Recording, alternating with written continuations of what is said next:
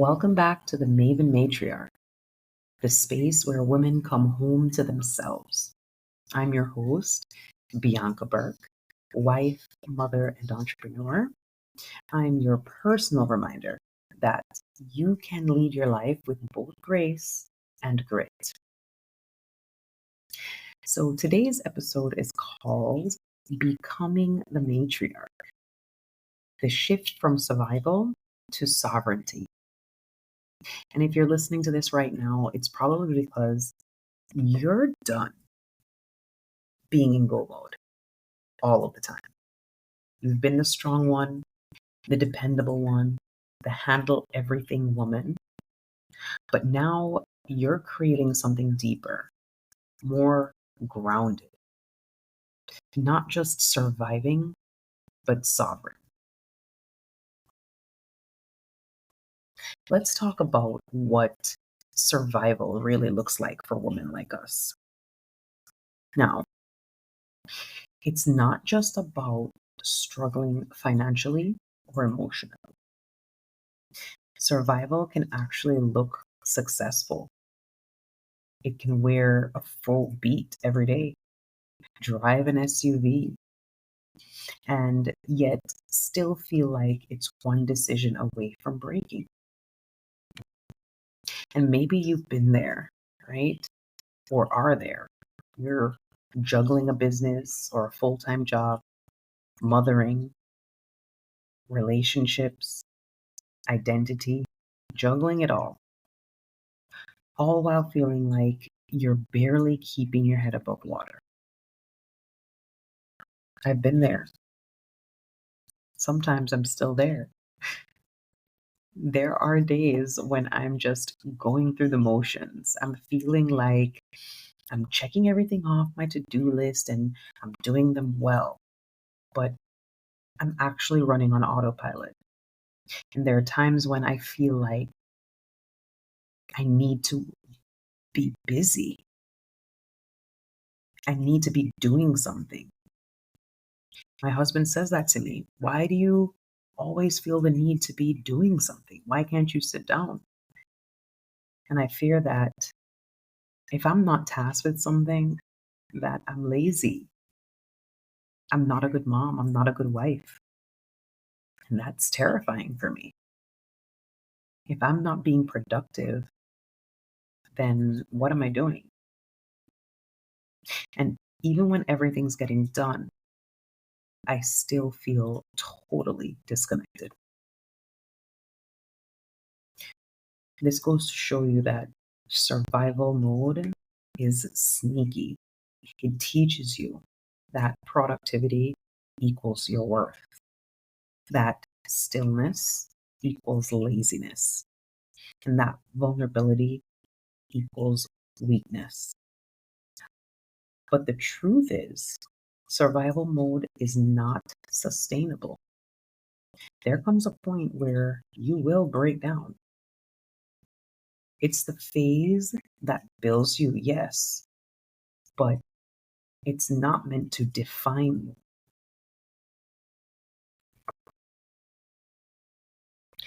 There comes a moment, sometimes it's quiet, sometimes it's dramatic, right? When you realize that you can't live like that anymore. You start asking questions like, what would it look like to actually enjoy what I'm building or what I've built, right? What if I don't need to do more? I just need to be more present. And what if ease isn't the enemy, like we've always been taught, but it's the next level? For me, that moment was when I realized that I wasn't truly being present. I know my husband mentioned it a few times, and it took me a while to really get that. I wasn't truly present with my family. Yet, I also wasn't truly where I wanted to be in my career. I knew that I was called to do something bigger in this world, and that would require me to be a different person. I realized that finding balance in both with grace was the sweet spot and was what I needed to learn. I needed to remind myself that I was enough and I was doing enough, and my family needed the best of me. And the best of me was the me that gave myself grace and the me that redefined what my priorities were. That is when the shift begins. You stop chasing and you start choosing. You start realizing that sovereignty isn't about power over others or control over others. It's about power and control over yourself, your time, your boundaries, your energy, and your peace. So, what does that sovereignty look like in a modern woman's life? It's when you stop trying to prove and start embodying. That's it. I want to give you 3 practical shifts that helped me move from that survival mode into sovereignty. And it could help you as well. First, create structure that supports your peace, not your pace, your peace. So, sovereign women are not unstructured, okay? They are strategic. They create routines that honor their energy and does not drain it. For some people, this could be more challenging because not everybody likes a structured lifestyle and not everyone thrives off of that. But you can take this in small steps, small little pieces, and make it work. And that could mean just scheduling rest. Schedule it as seriously as you do your meetings.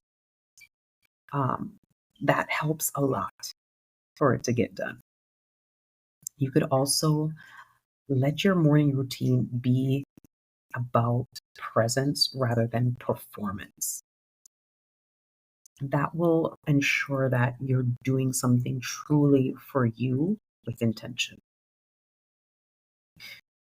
For me, every day looks different, right? Because I have a young toddler, and I know many moms can agree with me. It's not an easy thing. Um, so I don't get married to the outcome of each day. Okay, I marry the process. So preparation is truly key for me, but not being totally attached to uh, the outcome. Right? You can plan, but it never goes as planned. Having a routine means that I have something to strive for. Even when it doesn't go as planned, I give myself grace. So, my morning routine seems to be the easiest part of my day to structure that routine. Because the house is quiet in the morning and everyone's, just waking up for the day, my toddler is at her lowest energy point during the day, other than the time she goes to bed. This makes it so much easier for us to get that routine going and to get my day started at a pace that sets me up for success for the rest of my day. Second, lead your emotions. Do not let them lead you. This is so important. Being sovereign, it doesn't mean that you're emotionless. Okay? It means you're emotionally intelligent. And this is truly the key to your success. Okay, when you know when to step back, when you know when and how to respond, and when to let peace be your flex, it is top tier. And I know you'll agree with me when I say that motherhood has taught me emotional intelligence. Okay? I have never had to be more patient in my entire life. And I have never known how important it is to truly, truly pick your battles. When you have a toddler running around and is filled with those all these emotions and they are not yet able to totally regulate them in any way, it truly allows you to step back and say, okay, how am I handling my emotions right now? So it's that moment when something triggers you, okay, and you think, nope, not today. I choose calm. That's sovereignty in action. And I not only use that with my toddler, I use it for myself, with my husband, with anyone. The third is to build legacy, not just a lifestyle. Now, hear me out. Survival actually builds success. Okay? We know that. When you've been through something, you come out on the other end, you come out with experience. Sovereignty builds the legacy. And when you move in sovereignty, every decision, how you parent, how you partner, how you lead, starts to carry weight because you're not just reacting to life and what is thrown at you anymore. You're architecting it. This is when everything changed. I realized that it wasn't just a lifestyle that I was building. I am building a legacy. Not only did that trigger when I birthed my daughter, but it has grown. And once I stepped into the identity of the matriarch, I learned that every decision I make is a step towards the path of the life and legacy that I am building. So, at the fork in the road, before any decision, when you need to make a choice, ask yourself, who are you choosing from? What identity are you choosing from? Is it the old identity, or is it the one that you're stepping into or have stepped into? And that is alchemy. Hmm. Now, let's redefine matriarch because it's no longer the definition that we know of as a ruler or someone who controls or a woman who controls. It's not about hierarchy, it's about harmony. It's about being the anchor, not the martyr. It's leading with quiet confidence. The modern matriarch does not do it all. She delegates, decides, and discerns. She knows that sovereignty isn't about perfection, it's about permission, the permission to evolve, the permission to receive, and the permission to rest and still be powerful. This is why I started the Maven brand. This is why I created the Maven Matriarch. The reason I built the Maven brand and the Maven Matriarch is because I believe that as women, as mothers, and as mothers to be, we are rewriting and redefining the narrative of motherhood. We're redefining what it means to be the matriarch. We're no longer confined to the old boxes and outdated uh, expectations that were put on us. We're now standing firm and rooted in values that have always been sacred in womanhood, but now they're bold enough to evolve with the times. So we're blending tradition and modern, grace and grit. That's family and ambition, devotion and independence. It's a beautiful thing. And we're creating something entirely new, a new way of being, a way that inspires other women, a way that uplifts our families and teaches our children that true balance and power is essential. Because the truth is, we need to take back that role to make it not just respected, but revered, to make it a season of life that women actually look forward to. Too many young women today fear that motherhood means the end of their identity, that it's a chapter of sacrifice, not sovereignty. But I want them to know this: if they choose motherhood, and that's the key, if they choose it, they don't have to lose themselves in the process.